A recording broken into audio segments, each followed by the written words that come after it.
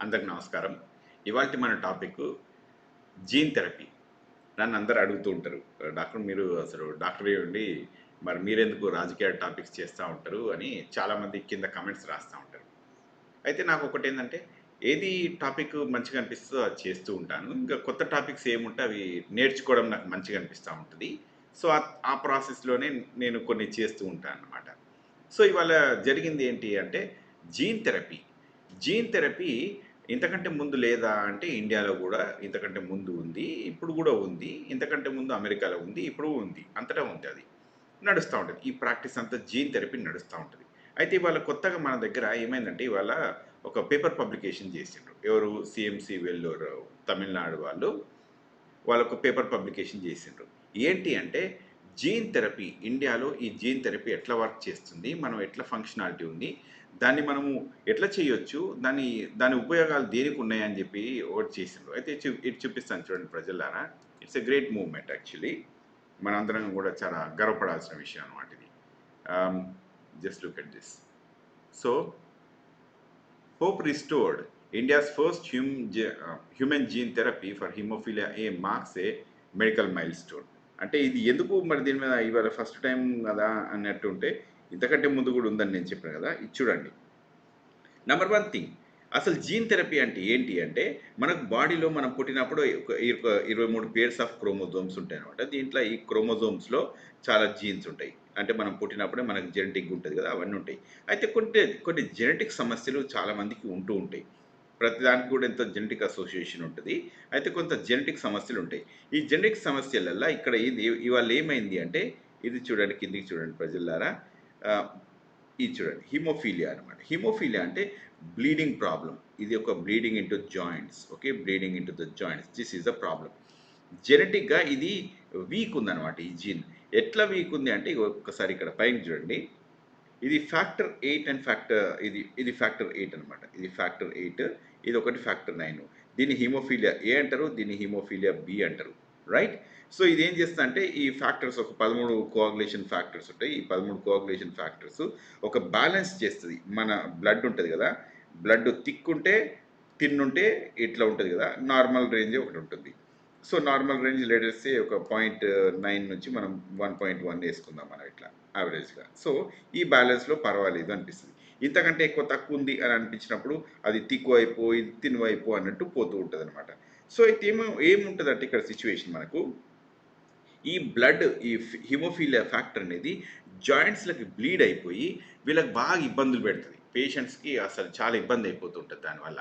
ఎంత ఇబ్బంది అయితుంటదంటే అసలు ప్రతి వారంలో ఒకసారికి 2 సార్ల అట్లా రకరకాలుగా బ్లీడ్ అయ్యేవాళ్ళు ఉంటారు. ఇందులో పర్సెంటేజ్ ఉంటుంది.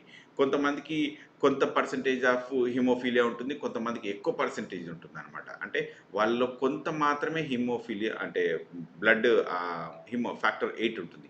కొంతమందికి అసలు చాలా తక్కువుంటది. కొంతమందికి చాలా ఎక్కువుంటదనమాట. తక్కువున్న వాళ్ళకేమో ఇంగ బ్లీడింగ్ అయితేనే ఉంటది. వారానికి ఒకసారి, 2 సార్లు ఆ జాయింట్‌లకి బ్లీడ్ అవ్వడు. ఇంగ జాయింట్ నొప్పులు, పెయిన్స్ ఇగ అది భరించలేని సిట్యుయేషన్. ఇంకా అసలు ఇంకొకటి చెప్పుకోవాలంటే వీళ్ళకసలు వెయిన్స్ గూడా సరిగ్గా దొరకవు. That is the big challenge what they have. So, ఈ వెయిన్స్ దొరక్క అసలు బ్లీడ్ అయ్యి, ఇంగ ఈ ప్రాబ్లమ్స్ కంటిన్యూయస్‌గా ఉంటూనే ఉంటాయి. ఎక్కువ మంది ఆఫ్రికన్స్‌కి కొంత ఎక్కువుంటది ఇదంతా ఎక్కువ గూడాను. ఇండియాలో లేదా అంటే ఇండియాలో గూడా ఉంది. ఇండియాలో లెట్స్ సే ఒక 1,00,000 మందికి ఉంటదనుకుందాం మనం. యావరేజ్‌గా ఒక 1,00,000 మంది కంటే ఎక్కువనే ఉంటది గానీ, ఇప్పటిదాకా మనం యావరేజ్‌గా ఎస్టిమేషన్స్ ప్రకారం ఓ 1,00,000 మందికి ఉంటదనుకోని ఉంటది. అయితే మనం చూస్తుంటాం ఇక్కడో అక్కడో మెడికల్ ప్రాక్టీస్ కోసం అంటే మెడికల్ ట్రీట్మెంట్ కోసం ఒక 15,00,00,000 కావాల్సొస్తాయి అని. ఈ 15,00,00,000 ఎక్కడ కావాల్సొస్తాయి? ఎట్లాంటి సిట్యుయేషన్‌లో కావాల్సొస్తాయంటే యూజువల్‌గా ఈ జీన్ థెరపీలలో ఆహ్, అవసరం ఉంటదనమాట. ఇప్పుడు ఇందులో మరి ఈ జీన్ థెరపీ, ఈ హీమోఫీలియా అనేది ఇంతకంటే ముందు ట్రీట్మెంట్ లేదా అంటే, ఇంతకంటే ముందు ట్రీట్మెంట్ ఏంటంటే బ్లడ్డే ఇస్తారు. బ్లడ్ ప్రొడక్ట్సే ఇస్తారనమాట. బ్లడ్ ప్రొడక్ట్సే ఇంగ కోగులేషన్ ఫ్యాక్టర్స్ అవే ఇస్తూ ఉంటారు. ఇంగ దాంతోటే నడిచేది. కానీ అది చాలా కాస్ట్‌లీ ప్రాసెస్. ప్లస్ అది ఎప్పుడు కంటిన్యూయస్‌గా ఇస్తూనే ఉండాలి. ఇగ సంవత్సరానికి ఎన్నో సార్లు ఇస్తా ఉండాలి. పేషెంట్స్‌కి కొన్ని ఇంగ మెడికల్ ప్రాబ్లమ్స్ అట్లా వస్తూనే ఉంటాయి. బ్లడ్ ప్రొడక్ట్స్ వల్ల అట్లాంటివి కూడా అన్నీ జరుగుతా ఉంటాయి. కొన్నిసార్లు దొరుకుతది, దొరకదు. ఇంగ రికరెంట్ ట్రీట్‌మెంటు వాళ్ళు ఇంగ ఇబ్బంది పడడాలు ఇవన్నీ జరుగుతా ఉంటాయి. అయితే ఇప్పుడు జీన్ థెరపీ ఏంటంటే ఓన్లీ వన్స్. మనం ఒక్కసారి ట్రీట్మెంట్ ఇచ్చినామంటే ఇంకా సరిపోతుంది. ఇక పేషెంట్‌కి ఏం అవసరం లేదు. అయితే మరి జీన్ థెరపీ ఇంతకంటే ముందు మరి ఈ సక్సెస్‌ఫుల్ జీన్ థెరపీ ఇంతకంటే ముందు ఉందా? లేదా? అనేది ఒక క్వెషన్. అంటే ఉంది అనే చెప్పుకోవాలి మనం. అయితే ఎక్కడ ఉంది అంటే ఇక్కడ చూడండి యూఎస్‌లో కాలిఫోర్నియాలో ఒక కంపెనీ ఉంటుంది. వాళ్ళు దీన్ని ప్రిపేర్ చేశారు. ఒకసారి మీకు చూపిస్తాను దీని హిస్టరీ. ఇక చూడండి రక్టేవియన్ అని ఒకటి ఉంటుంది. ఇదేంటంటే ఇది ఒక వైరస్ తోటి పనిచేస్తుంది అనమాట. ఎడినో వైరస్ అని ఉంటుంది. ఓకే, ఎడినో అసోసియేటెడ్ వైరస్ 5 అని ఉంటుంది. దీంతో పనిచేస్తుంది అనమాట. ఇది ఏం చేస్తారంటే ఈ వైరస్కి మన ఫ్యాక్టర్ 8ని అటాచ్ చేసేసి దీన్ని లివర్లకు పంపిస్తారు. లివర్లకు పంపిస్తే లివర్ ఇంకా అక్కడి నుంచి ప్రొడ్యూస్ చేస్తూ ఉంటుంది ఫ్యాక్టర్ 8ని. సో ప్రొడ్యూస్ చేస్తూ ఉంటే అప్పటికెళ్ళి ఈ పేషెంట్కి బ్లీడింగ్ అనేది చాలా తగ్గిపోయి ఇంకా కొంత మంచిగా పనిచేస్తూ ఉంది. It is not 100% yet. ఇంకా లాంగ్ టర్మ్ ట్రీట్మెంట్ ఎట్లున్నాయి అనేది కూడా దీనికి తెలియదు.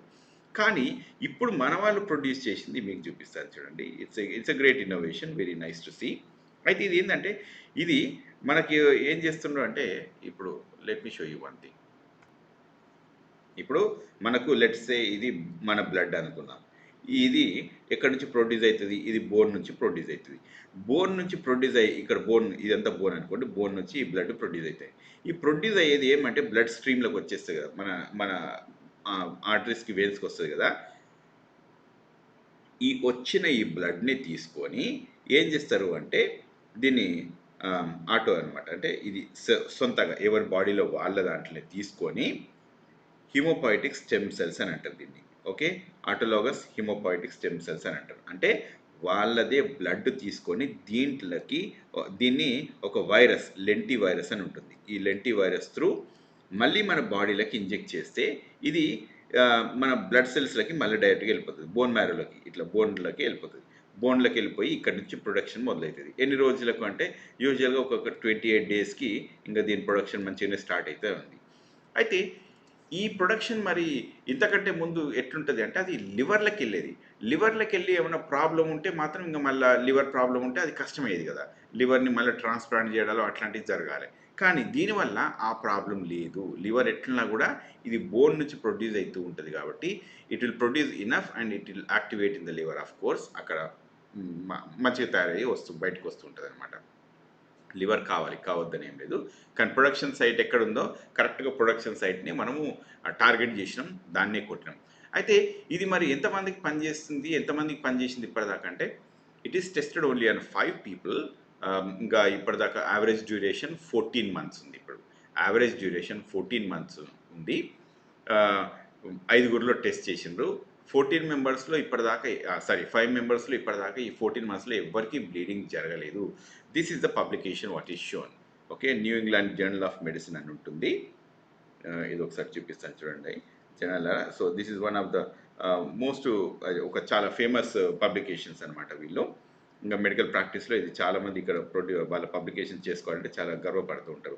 ఇది ఎవరు చేసిన అంటే డాక్టర్ అలోక్ శ్రీవాస్తవ గారని ఒక సీనియర్ డాక్టర్ ఉంటారు, ఆయన చేసిండ్రు. ఇక వాళ్ళతో పాటు ఇంకో టీంలో ఇంకో 5-6 ఉన్నట్టున్నారు. So they all did it together, right.